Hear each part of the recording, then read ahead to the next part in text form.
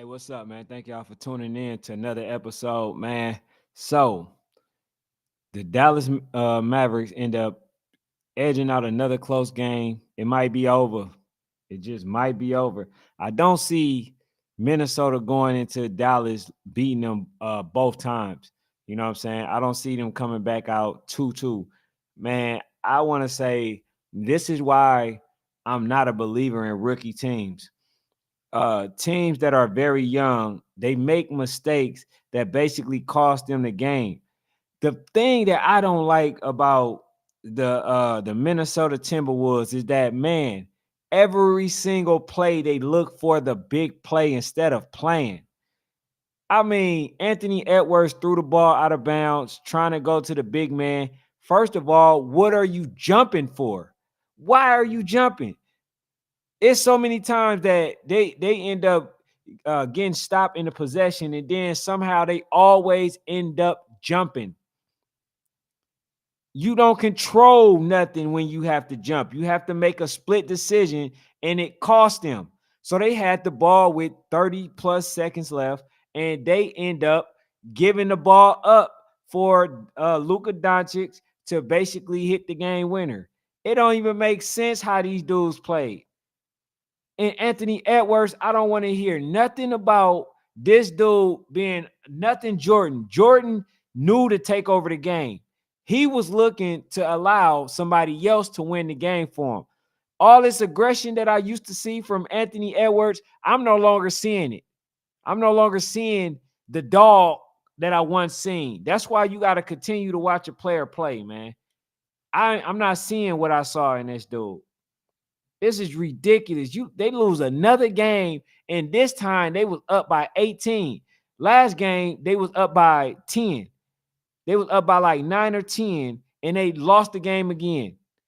Like, how are you gonna win like that? Like I said, man. Anthony Edwards, that dude wasn't aggressive at all, really tonight. And then Rudy Gobert is one of the worst defensive players ever. This dude got scored on damn near every single time.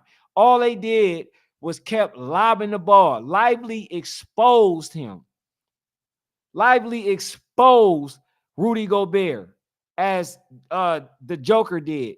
This dude don't need to be in the game. I don't know what happened, why they had Karl Anthony Towns out, but they should have definitely had Rudy Gobert out. That dude was a detriment to the team the whole time.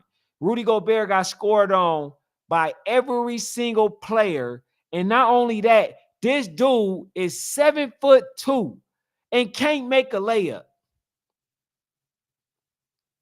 And I'm not even a Timberwolves fan, but that mess pissed me off, bro. 18 points. This dude get in there, can't make layups, getting his pockets picked, don't know how to take a pick, right? Don't know how to do nothing, bro. This dude is just a waste of 7'2". Only thing he got is height. Other than that, Rudy Gobert damn near lost him this game. Other than, some of the silly plays that Anthony Edwards made, but this dude got scored on every play, including when Doncic hit the game winner. And then he got the defensive player of the year. Man, this dude, bro, Rudy Gobert, the game plan, Luka is definitely clutch. But the game plan, also, man, if y'all new to the channel, hit the subscribe button. But Luka basically didn't even have a good game like that. He had 32, but it was like a sloppy 32, and he still won. This was the second time. So just imagine once he has a good game, what the score gonna look like.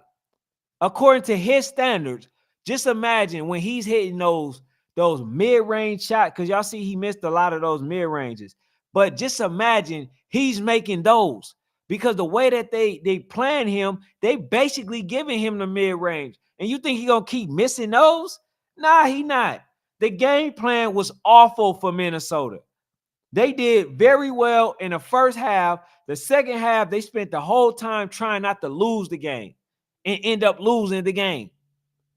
They get the ball back. Now, I will say that it was some home, I mean, not home cooking, but there was some very, very fishy calls that was actually made against the Minnesota Timberwolves. Like for instance, when Kyrie hit the hand, they should have gave the Minnesota Timberwolves the ball back. I understand that y'all reviewing it to see if who touched it last, but you got to give that to the rightful person, the rightful team, and it wasn't the case. You feel what I'm saying? But for the most part, man, it was a good game. Kyrie did his thing. He missed some free throws down in the clutch. Um, Anthony Edwards, this dude wasn't aggressive, worth for nothing. It's like you couldn't even pay this dude to be aggressive. All he wanted to do was keep looking for the three ball. And that's what I'm saying when it comes to young teams. They try to hit the home run every play. That's why they need veterans. See, you get the veterans in there, even though Conley, he was in there, but they didn't put it in his hands. You got to have veterans to basically close out games like that. And you see why rookies are people with lack of experience, they end up losing because they make plays like this. You know what I'm saying? Pryor said that he said the games is rigged. Now, I mean, I feel you because based on how the ref was officiating, I can see that.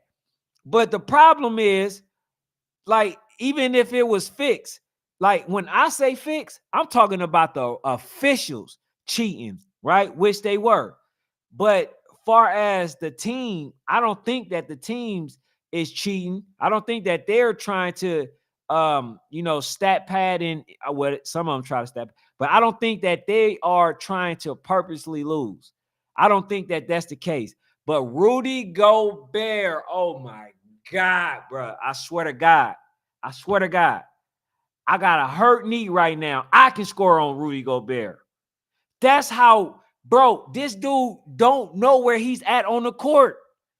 First of all, what is he doing on the top of the key? Can somebody answer me that? You already getting scored on, dunked on, lobbed on, right? Can't get no rebounds, missing layups. What is he doing at the top of the key? Didn't that look familiar? Didn't that look familiar to y'all? If it looked familiar, definitely hit the subscribe button. Didn't that same play look familiar when Stephen Curry turned Rudy Gobert around to hit the three ball to win the game? Don't that look like the same play? Don't you think that somebody like Rudy Gobert would learn from that actual mistake by being the one to try to take on the guard, knowing that you don't have the footwork? So not only was he getting scored on, getting the ball lobbed on, right? He says, is Kyrie the superstar or is Luka? I mean, two things can exist at the same time. They both superstars. You know what I'm saying? Luka had a triple-double. That man had 32, 10, and 13. You know what I'm saying? Like, and he still don't even look like he had a good game. And so, with that being the case, right? The fact that he looked like he didn't even have a good game, have 32, 10, and 13, and then you still win the game, you think he going to play like that in Dallas? That boy's going to hit all of them mid-ranges. He's going to hit all of them shots. Every shot that he missed that y'all know that he usually make, he's going to make them. But I feel bad. I'm not going to lie to you. The only person that I feel bad for right now is Nas Reed, and I feel bad for Mike Conley. Those are the only two that I feel bad for. Because first of all, I feel that Anthony Edwards basically lost the game on that last play when it was only about 20 seconds to go. It was like an 8-second clock difference, and basically he ended up going to the free throw line and then got stuck and jumped in the air and threw the ball out of bounds. And that will make me say something like Pride would say, damn, is it rigged? Is it that the players in it on it too? Because man, I can't for the life of me. They had, with less than a minute to go, they had a 5-point lead, and they kept trying to shoot the three ball. They kept trying to shoot it, and it didn't make no sense to me because I'm like, first of all, if y'all up, why aren't y'all taking the time out to just, try to run the clock out to where they got to foul y'all? See, that should have been a fouling situation, meaning that they had to foul you guys and then hope that y'all miss a three so they can take a 3-point shot attempt. You know what I'm saying? And so he said, "What happened to Cat?" Man, that's a great question. I'm waiting for, the report to come out because he was on the sideline. Cat should have definitely been in the game. You know what I'm saying? And the thing about that too, bro, I don't get it. They are the bigger players. When you are up by, when you are up by 18, you can afford to play big. You can afford to take a 3-point shot compared to a in the paint shot. The fact that Minnesota is the tallest team, the fact that they are the taller team, and Dallas being the one to basically score all of their points in the paint, that don't make sense to me, bro. I ain't gonna lie to y'all. I ain't gonna even try to make it make sense. But how the hell, you know what I'm saying? Like, this dude getting dunked on, they getting fast break points. And I'm not gonna lie to y'all as well. Although I'm saying all this stuff, the officials definitely was holding a whistle when it came to the Minnesota Timberwolves, because Mike Conley definitely got pushed when dude hit that crazy layup. He definitely got pushed in that moment. You know what I'm saying? There were situations to where Anthony Edwards definitely got fouled and they didn't call it, and then turn around to call a touch foul for Luka. So I get it, right? But to have an 18-point lead and then to continue to play the way that they did is criminal. You know what I'm saying? But that's all I got for now, man. If y'all like the content and the commentary, man, do your boy a solid one. Hit the like button and the subscribe. Definitely subscribe to the page.